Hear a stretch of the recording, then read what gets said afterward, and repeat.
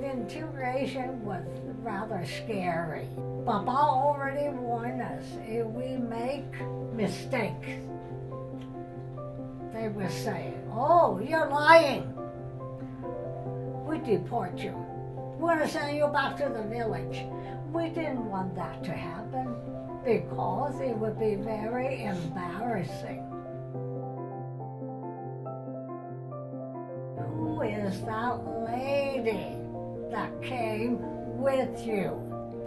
And I said, she is my auntie, she's my Yi, she is my father's sister. Oh, all right. Are you sure? They asked. That lady is not your mother. I said, no, she's not my mother. I put on a poker face. Well, the 5 days that we were on Angel Island, well, there were no other children to play with. We were confined to our barracks, okay? And Lai Hong and Lai Wong and I play in the corner of the room when there were no other people around. And it was very boring. There was nothing to do. No books, no toys, nothing. Not even a little ball, whatnot. But however, we were so young, we did not really worry about not having anything to do.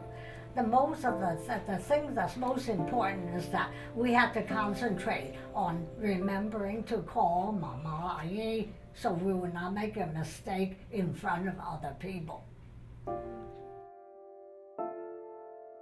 We just pass our time by talking and gossiping a little bit about our lives in from where we came from, and we never felt passing the time was a problem. We were just so glad to be in the United States. Well, first, I did not talk about Angel Island for 50 years. I wouldn't talk about it. Papa, Mama would not talk about it. The people in Oakland, Chinatown, they would not talk about it. Number one, they felt ashamed. They were ashamed. And number two, they would rather sweep the Angel Island towards under the rug, sweep it under the rug and forget about it.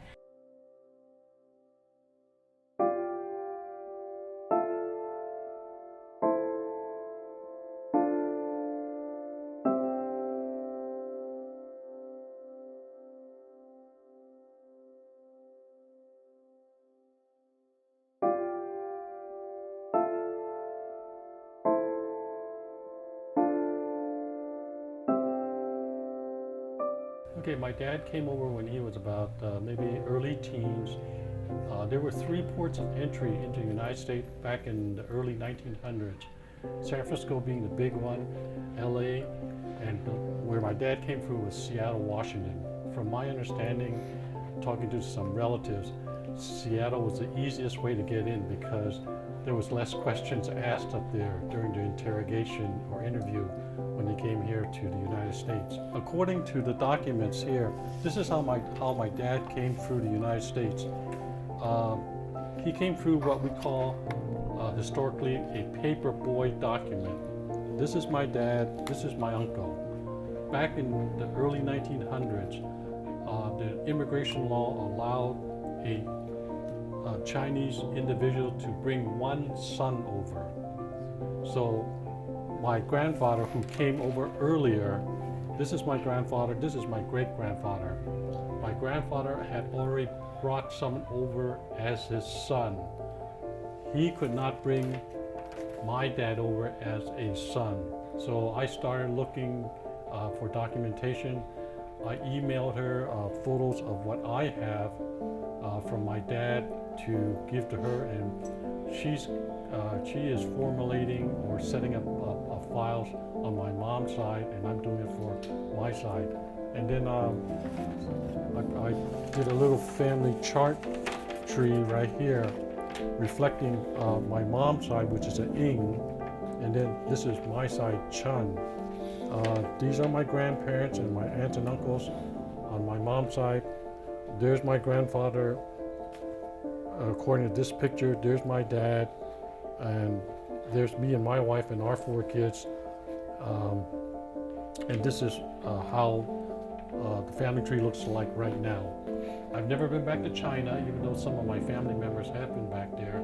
I have not gone back. I can't, all I can say is I'm an American-born Chinese, and I try to still maintain some of the cultures, but I know sooner or later the link back to China with the culture will be eventually lost.